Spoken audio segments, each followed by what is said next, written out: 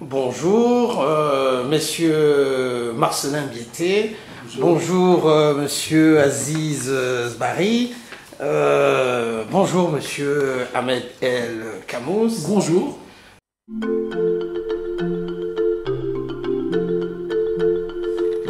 La question par rapport aux élections et par rapport à être élu, pour moi ça se pose pas parce que c'est vraiment ce qui nous préoccupe, c'est vraiment nos idées à vouloir mettre sur place par rapport aux valeurs de notre parti, c'est-à-dire tout ce qui est en lien avec la famille, tout ce qui est en lien par rapport à nos priorités principales par rapport à l'emploi, par rapport à l'enseignement, par rapport aux perspectives à donner aux jeunes. Et donc tout ça a un rôle fondamental pour nous avant ces élections. Mais je crois qu'à partir du moment où on est candidat, on ne peut pas être un faire-valoir, mais on est là pour essayer de faire respecter, de faire, à la limite, de faire comprendre à toute la population nos valeurs que nous sauvegardons et d'expliquer à la population nos valeurs que nous sauvegardons et puis de tracer un avenir meilleur pour l'amélioration de la vie de chaque citoyen de Molenbeek. Monsieur Ahmed El Kamous, vous êtes échevin dans la commune de Molenbeek. Si vous êtes élu, vous êtes réélu, pardon, quel est le premier texte que vous allez déposer au conseil communal? Mais d'abord, comme vous le savez, je suis effectivement premier échevin sortant de cette magnifique commune. Je suis avec une équipe autour de moi d'échevins et d'échevines qui ont fait un travail remarquable durant cette législature, malgré les énormes difficultés que nous avons rencontrées. Je pense ici à la situation financière qui nous a rattrapés avec un déficit cumulé de plus de 150 millions, mais aussi des enjeux extrêmement importants en matière de bonne gouvernance, en matière, je dirais, de décision qui auraient pu, si nous n'avons pas utilisé cette voie de, je dirais, de la sagesse, impacter fortement et, je dirais même, difficilement la population. Nous avons opté pour d'autres solutions et nous avons pu ainsi redresser la situation et terminer cette législature avec un boni relativement intéressant qui va faire qu'on va mener des politiques qui vont améliorer le quotidien de nos concitoyens. Alors j'ai aussi la chance d'être la tête de liste, je dirais, d'une liste CDH-CDNV+, qui est composée de francophones, de néerlandophones, d'échevins, de conseillers sortants, des personnes, et vous en avez deux à mes côtés, que ce soit Aziz, que ce soit Marcelin, qui sont vraiment à l'image de la population molenbeekoise, diversifiée, des personnes issues de toutes les couches sociales, de toutes les origines, qui portons un véritable projet pour Molenbeek, et effectivement les enjeux sont nombreux. Et je ne vais pas déposer un seul texte, il y a énormément de propositions que nous mettons sur la table dans le cadre de notre programme. Lorsque nous serons autour de la table avec nos partenaires au lendemain du 14, ou même je dirais même le soir du 14 octobre, nous allons évidemment faire en sorte qu'une grande partie de notre programme puisse se retrouver dans l'accord de majorité et ainsi pouvoir, je dirais, influer durant les 6 années à venir sur le quotidien des Molenbeekois. Les enjeux sont nombreux. On a parlé de l'emploi, on a parlé de la jeunesse, on a parlé de la propreté, on a parlé de la sécurité et bien d'autres choses encore. Et donc, des projets, nous en avons et nous allons les défendre lors de négociations avec nos partenaires. Et évidemment, l'objectif c'est d'améliorer le quotidien des Molenbeekois. Vous parliez tout à l'heure de programme. Pourriez-vous décliner le programme de votre parti pour cette commune? Dans les grandes lignes, nous avons évidemment fixé plusieurs priorités. Celui de la jeunesse, ça a été dit, pouvoir aider le plus jeune âge. Vous savez que pour le CDH, la notion de famille n'est pas un vain mot.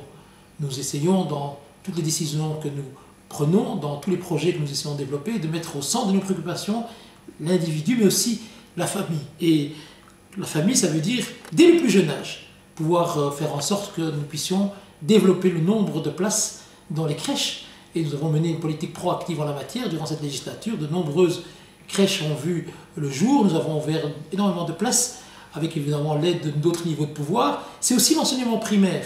C'est pour nous essentiel et fondamental. C'est cette phase, je dirais, de l'évolution de l'individu, d'un enfant, qui est très important de pouvoir façonner l'enfant en lui permettant d'avoir un encadrement de qualité. C'est pas parce qu'on habite Molenbeek qu'on n'a pas droit à un enseignement de qualité. C'est vrai que tout n'est pas parfait. Je suis pas en train de vous dire que tout est rose. Il y a énormément de problèmes. Et une des idées du CDH, par exemple, dans certaines écoles, lorsqu'il y a des professeurs qui sont absents, nous avons parfois des difficultés à les remplacer. Et c'est ainsi que des enfants se retrouvent pendant plusieurs jours, voire plusieurs semaines sans encadrement pédagogique, ce qui était un véritable problème en termes d'apprentissage.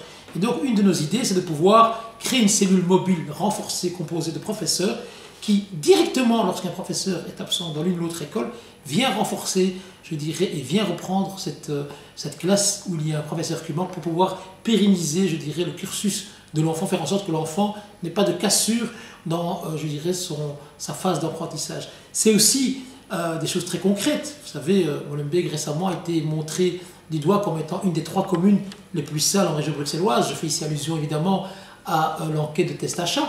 Nous, au CDH, nous proposons évidemment, et nous l'avons fait durant cette législature, en soutenant des initiatives comme la modernisation de l'équipement du personnel, augmenter le nombre de personnes qui balayent nos rues, mais aussi avec une idée innovante que je propose depuis un certain temps, mais pour lesquelles nous avons eu une fin de non-recevoir de la part de la région. Nous allons nous battre pour que dans la friche qui se trouve entre la gare de l'Ouest et la station de métro Ossegem, nous puissions avoir une déchetterie provisoire. Alors comme vous savez, cette friche va être amenée dans les années à venir, on ne sait pas, déjà en 2007, on nous avait présenté un schéma directeur pour développer, pour que ça devienne, je dirais, une future petite ville qui va venir s'enclaver entre le haut et le bas de Molenbeek et ainsi permettre une continuité. Mais 2007, nous sommes en 2018, 11 ans déjà, aucune décision significative. Et pour nous, il n'est pas normal que cette friche reste et soit un lieu où on attire les dépôts clandestins. Et donc moi, je souhaiterais, avec mes amis de ma formation politique, y installer une déchetterie provisoire comme celles qui sont dirigées par l'agence Bruxelles Propreté, c'est-à-dire permettre aux Molenbeekois, en plus de tous les dispositifs existants, nous avons mis en place avec nos collègues des lieux de récolte durant toute l'année dans tous les quartiers. Nous souhaitons qu'il y ait une déchetterie provisoire, et vous savez que le provisoire dure longtemps, ça peut durer 10 ans, 15 ans, mais en tout cas durant cette période, en même temps que, je dirais, le processus de sensibilisation, ce que moi j'appelle les politiques de prévention, mais aussi couplé avec des politiques beaucoup plus répressives, c'est-à-dire sanctionner plus durement les pollueurs professionnels, ceux qui viennent salir nos rues, c'est que les Molenbeekois puissent avoir un lieu bien déterminé où ils peuvent venir jeter leur encombrant dans des conditions relativement intéressantes, voire gratuites.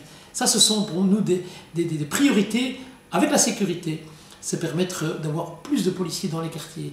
Nous prenons, nous essayons depuis des longues années, nous prêchons pour que nous ayons un retour de cet agent de quartier qui joue un rôle essentiel, avoir à travers cette police de proximité quelqu'un qui fasse de la médiation, quelqu'un qui soit à l'écoute de la population, quelqu'un qui puisse aussi réprimer quand c'est nécessaire, mais en tout cas quelqu'un qui est garant de la sécurité publique, de la cohésion sociale. Et nous voulons, pour le CDH et nos partenaires du CDDV, plus de policiers dans les quartiers et des policiers de proximité, pas une police répressive, aveugle, qui fait tout et n'importe quoi, comme on peut le rencontrer par moment, une police qui est à l'écoute de la population et qui soit, je dirais, la solution à des difficultés rencontrées et non pas un problème. Il y a bien d'autres choses encore, mais si jamais je dois tout vous expliquer, je pense que je vais monopoliser la parole et ce n'est pas l'objectif de notre interview aujourd'hui.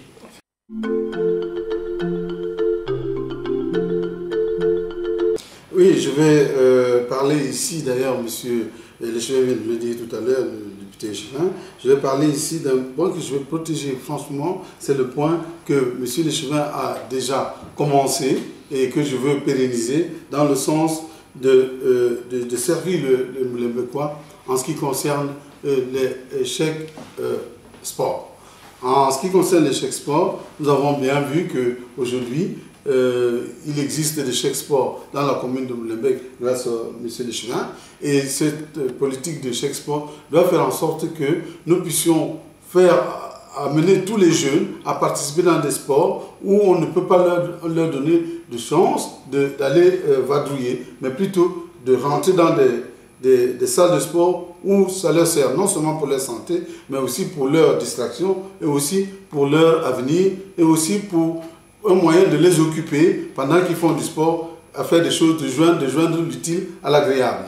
Ou alors vice-versa, parce que faire du sport, c'est parfois agréable, mais on ne se rend pas compte très souvent que c'est utile. Monsieur Aziz Bari, qu'est-ce que vous dit le nom Philippe Moreau? Ben, en fait, je pense que tous les Molenbeekois peuvent avoir différentes significations par rapport à ce nom-ci, mais sans vouloir m'étaler là-dessus. Donc c'est une personne qui a essayé de faire bouger les choses, je pense, mais sans vouloir ajouter des propos. Je pense que ça dépend. Les meilleures personnes qui pourront en parler, c'est les habitants de Molenbeek, je pense.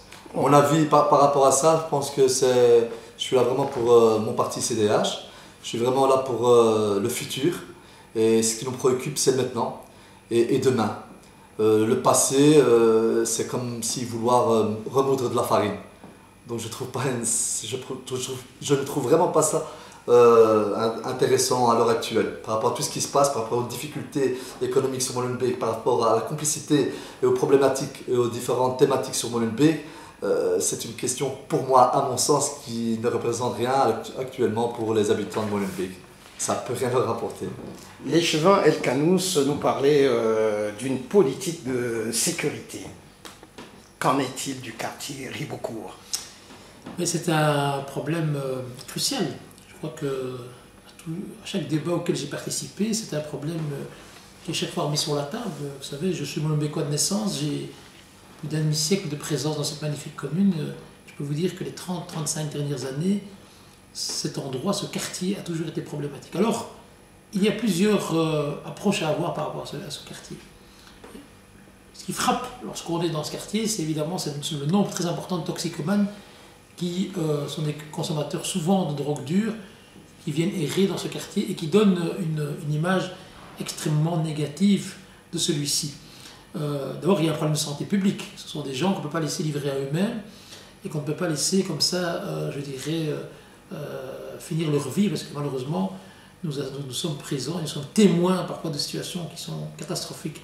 Et ça donne une image extrêmement négative de Molenbeek à travers cette porte d'entrée qui est Ribeaucourt. Alors les approches sont diverses et multiples, mais je peux vous dire sans langue de bois que trouver des solutions aujourd'hui au vu de la législation, c'est très compliqué. D'abord, il y a ce que nous pouvons faire au niveau des pouvoirs publics. Je pense ici au niveau communal, étant donné que nous avons la mainmise, la tutelle sur la police zonale, mais aussi au niveau de la police fédérale. C'est évidemment une lutte extrêmement sévère par rapport au trafic de drogue. Le trafic de drogue, et je peux vous dire que nous avons à peu près grosso modo 17% de diminution de celui-ci sur l'ensemble du territoire de la commune de Molenbeek et plus particulièrement dans ce quartier. Au niveau de la répression, nous menons une politique qui peut s'apparenter à une tolérance zéro. La police fait un travail extrêmement remarquable par rapport à tous les trafiquants de tous bords, de tout type je dirais, de drogue. Mais évidemment, il y a ce à quoi nous tenons absolument, c'est toute la problématique de la toxicomanie, pouvoir l'approcher sous l'angle de la prévention, qui pour nous est très importante. La prévention, concrètement, ce sont des actions qui sont menées dans les écoles, évidemment, de sensibilisation, mais c'est aussi une série d'associations comme Transit qui font un travail de terrain, d'accueil, d'accompagnement des personnes qui sont dépendantes de stupéfiants. Et puis il y a toute la question qui fait débat aujourd'hui, c'est est-ce qu'il faut ou pas ouvrir des lieux de consommation? C'est-à-dire pouvoir permettre à des toxicomanes de venir se concentrer dans des endroits précis, dans un encadrement médicalisé, social, pour pouvoir les aider à s'en sortir. C'est ça notre priorité, c'est de faire en sorte évidemment de prévenir l'accès aux drogues, mais c'est aussi pouvoir aider les personnes qui sont dépendantes des drogues, voir comment est-ce qu'on peut les accompagner. Alors il faut se rendre compte qu'ici en Belgique, la législation ne permet pas, et moi je suis un fervent partisan de modification de la législation, c'est que par rapport à des situations de personnes hyper dépendantes qui n'ont pas la capacité de choisir de s'en sortir, c'est de pouvoir d'une manière beaucoup plus coercitive les obliger à, je dirais, suivre des thérapies pour ainsi les aider eux et leur famille, parce que souvent on ne se rend pas compte, mais un toxicomane, avant de foutre sa santé en l'air, il fout sa famille en l'air et il fout son entourage en l'air, et donc c'est une obligation des pouvoirs publics de pouvoir réfléchir et surtout le nerf de la guerre, de débloquer des moyens pour mettre en place des véritables politiques volontaristes. Et il est vrai que ici, je ne vais pas dire que c'est un aveu d'échec, mais un aveu de faiblesse, ce n'est pas au niveau communal que nous allons solutionner ce problème, alors que ça devrait être une priorité des pouvoirs publics de mettre fin à une situation qu'on connaît depuis plusieurs décennies. Monsieur Biété Marcelin, le nom Molenbeek a été stigmatisé lors des attentats du Bataclan. Est-ce que vous avez une action précise pour redorer le blason de cette commune? Molenbeek, c'est déjà une commune intergénérationnelle. qui est aussi multiculturaliste, eh bien, je vais dire simplement que si on a affaire à ce qui est passé, on ne pourra pas avancer. Nous devons réfléchir dans le sens, comme a dit Aziz tout à l'heure, dans le sens d'avancer. Molenbeek, il y a un passé, comme l'histoire le fait. D'ailleurs, l'histoire, heureusement qu'elle existe, elle nous parle du passé, mais nous sommes en train ici de parler du futur. Qu'est-ce qu'il faut faire pour Molenbeek? Déjà, améliorer la vie des citoyens molenbeekois, améliorer tout ce qui est voirie dans la cité molenbeekoise et faire en sorte que Molenbeek retrouve tout son sens d'une commune parfaite et saine.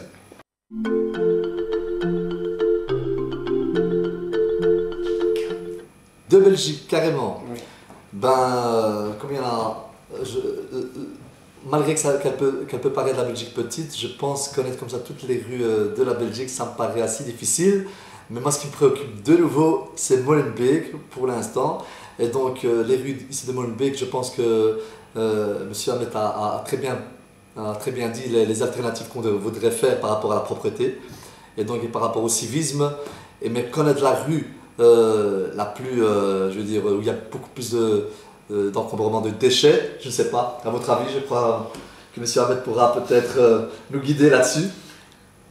Aussi. Nous avons effectivement des rues qui sont sales, que nous nettoyons régulièrement, mais qui sont des lieux, je dirais, qui attirent les dépôts clandestins. Je suppose que monsieur doit faire allusion à la rue Van Pereboom. Donc voilà, donc je pense que la rue Van Pereboom, effectivement, est un axe extrêmement important à Molenbeek. Mais ce qu'il faut savoir, c'est que nous dressons entre 1 et 5 PV par jour, parce que nous menons vraiment une politique répressive, et il est intéressant de constater que de nombreux pollueurs ne sont pas des Molenbeekois, qu'ils viennent en dehors de la commune et souvent même en dehors de la région bruxelloise, parce que nous ne sommes pas loin d'une bretelle d'autoroute, la chaussée d'Inove qui amène vers la périphérie. Donc nous avons pas mal d'habitants qui viennent en dehors de Bruxelles pour déposer leurs déchets. Et donc voilà, ça reste une des rues effectivement à problème. Et c'est pour ça que dans notre programme, nous proposons l'installation d'une déchetterie sur cet axe-là, qui je pense permettra de faire diminuer cette saleté.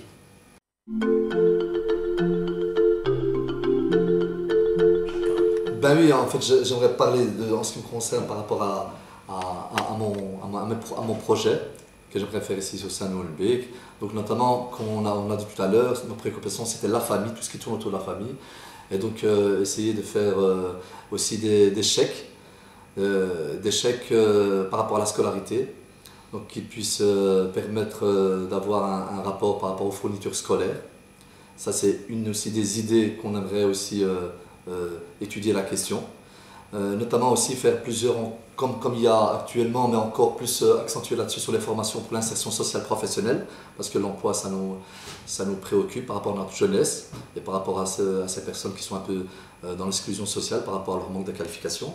Et notamment aussi travailler justement avec, toujours en ce qui concerne les familles, par exemple familles monoparentales, qui ont aussi beaucoup de difficultés pour l'insertion, et donc faire un meilleur accompagnement, un meilleur encadrement.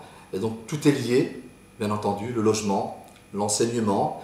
Et donc voilà, c'est ces valeurs par rapport à la famille qu'on y tient vraiment beaucoup ici, au CDH et CDNV+. Et donc on a plus d'une corde à notre arc, et donc on s'accentue sur tous ces facteurs-là. Et donc voilà, je vous invite à être tous présents pour le 14 octobre, à faire le bon choix. Donc n'oubliez pas, la préoccupation c'est la famille. On veut mettre tout en œuvre pour que les familles soient épanouies au sein même de Molenbeek. Donc je vous invite à faire le bon choix le 14 octobre. Le mot de fin. Alors moi, vous savez, nous sommes à la veille d'une échéance très importante. Le 14 octobre, j'ai la chance et l'immense plaisir et la responsabilité de tirer la liste 1. La liste 1 à Molenbeek, c'est un chiffre magique. C'est un chiffre qui aussi incarne notre détermination à continuer avec tous les membres de cette liste, qui sont des personnes représentatives de la population, des gens de qualité, à mener, je dirais, un combat que nous menons depuis de très longues années, continuer à faire en sorte que le quotidien des Molenbeekois s'améliore. Et ce quotidien-là, nous engageons à l'améliorer, mais bien évidemment sans faire aucune promesse. Nous avons un programme qui est mûrement réfléchi, avec des gens qui ont contribué, qui est le fruit d'un travail, je dirais, extrêmement minutieux, qui a fait que tous nos membres se sont retrouver, aller frapper aux portes des habitants de Molenbeek, aller faire remonter vers nous toutes les préoccupations. Et c'est ainsi que nous avons pu définir les priorités des Molenbeekois. Ce programme, ce n'est pas un catalogue, comme on peut l'entendre chez certains, de promesses. Promettre de l'emploi, promettre un avenir rose, promettre des choses qui ne sont pas réalisables. Par contre, c'est un engagement avec tous nos membres, travailler avec main dans la main avec les Molenbeekois, faire en sorte que des choses réalistes puissent se concrétiser. La sécurité, ce n'est pas un rêve. On peut faire en sorte que tout un chacun puisse contribuer à l'amélioration de celle-ci. La propriété publique, ce n'est pas un rêve. On peut faire que tout un chacun puisse contribuer main dans la main avec les autorités communales.